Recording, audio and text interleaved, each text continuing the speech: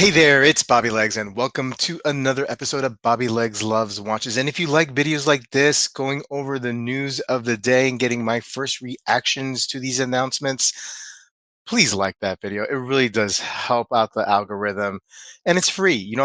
It doesn't cost you anything. And if this is your first time visiting my channel, please do consider subscribing. I love making videos like this. I also like making watch reviews and talking about watches and live streams, etc.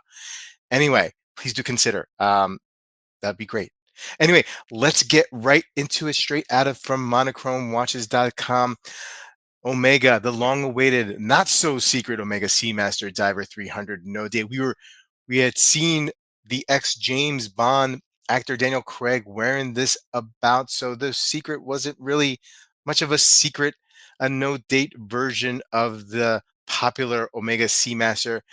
Previously, we would have a date window right above the 6 o'clock window, and it was fine. I mean, never really. I mean, I know people don't like date windows; they just want a simple three-hander, and maybe finally Omega is capitulating to that request. But I mean, this looks great. I think it looks great with the date. I think it looks great without the date. So you have a stainless steel and titanium version of the classic, very like monochromish look to the coloring scheme here. Silver, looks like you have a silver dial and a black dial. Um, Same caliber, 8806 movement in it. Um, yeah, looks good. Let's get some close-ups here.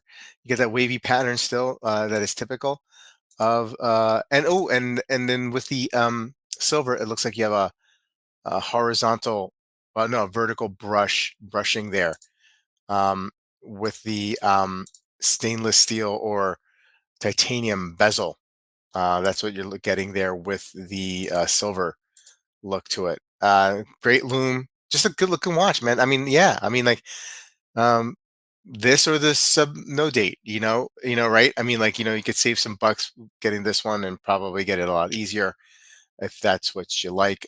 42 millimeter case diameter, 13.8 millimeter case thickness, domed sapphire crystal, stainless steel or grade 5 titanium bezel with aluminum or grained titanium insert.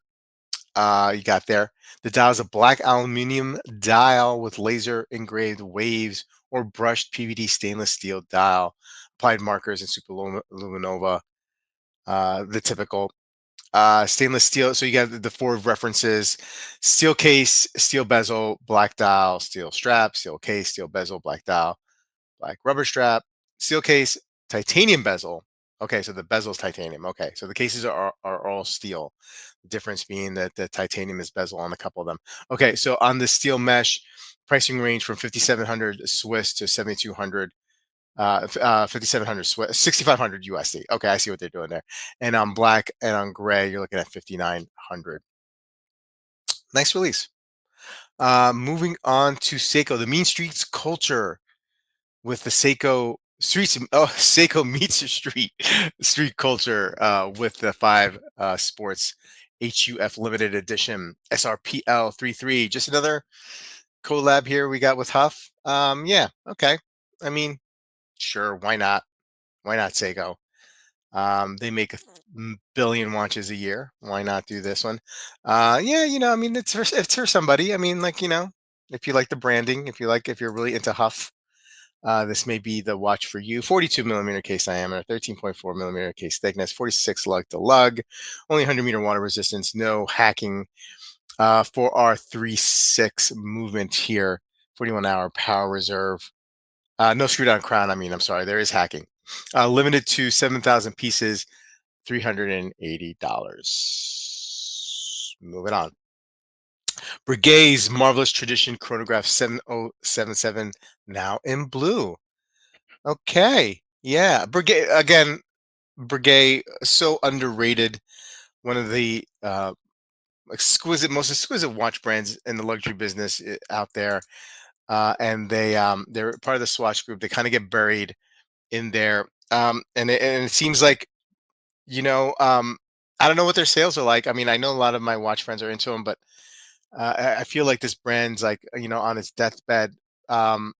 in a sense, in a popularity sense, right? I mean, like they, by no means should they be on their deathbed. They should be celebrated. People should strive to get a Breguet in their collection, but just doesn't seem to work. And you need, I guess, you need brands like Omega and such in the Swatch group to help float these guys along, and I'm thankful for that.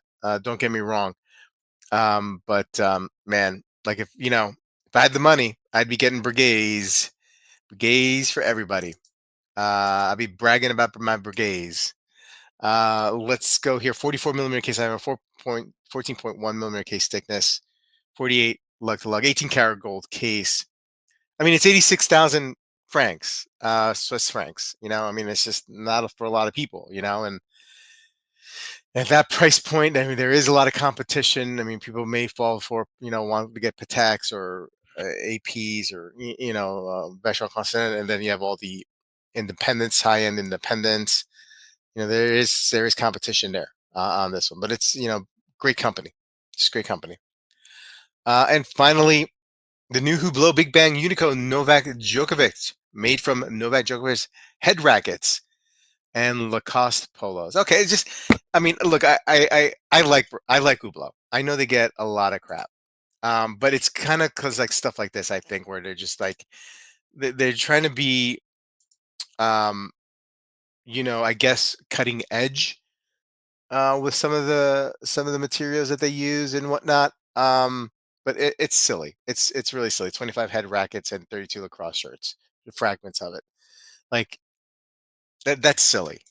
Um, I mean, I guess maybe there's some oligarchs out there who are big Djokovic fans and will buy this. But that's really, it's just Russian oligarch that you're going for, or Miami drug dealer at this point. Um, anyway, 42 millimeter case. I have a 14.5 millimeter case thickness. Oh man, probably should watch what I say. Hey, if you see in news next week that Bobby Legs is no longer with us, then it's, you can point back to this video. Limited to 100 pieces. It's an in-house movement. 72-hour power reserve. 52,700 US. Anyway, guys, let me know what you think about these releases. Please put a comment below, and I will see you guys in the next video. Take care, if I'm alive.